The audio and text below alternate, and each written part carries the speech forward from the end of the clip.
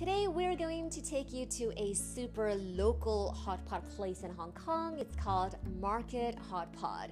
It literally looks like a market in Hong Kong from the 70s. They have a lot of 70s and 80s references, but actually they still have these markets in Hong Kong right now, but it is an old style market.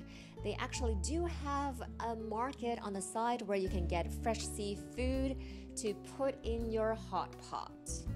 So most of the items that you can order here to put in your hot pot is quite cheap. It's between 30 to 80 Hong Kong dollars. If you order regular items like bean curd, squash, tofu, etc. Only if you order more expensive items such as beef, that will cost around $200. But the portion is still really huge. I mean, it's good enough for 4 to 5 people. So it's still good value for money. Like in a hot pot, you can mix your own sauce. One thing that I want to highlight about this hot pot place, it's the soup base. Look, there's an entire chicken in the soup base.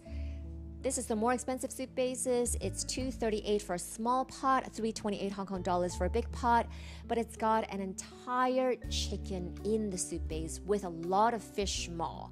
Fish maw is actually quite expensive in Hong Kong. It has a lot of collagen, so it's totally worthwhile just to order the soup base.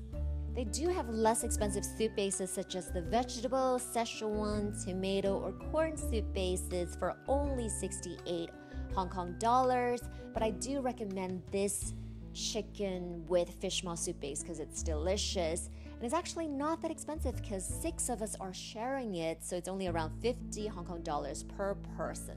So that's a fish maw, by the way.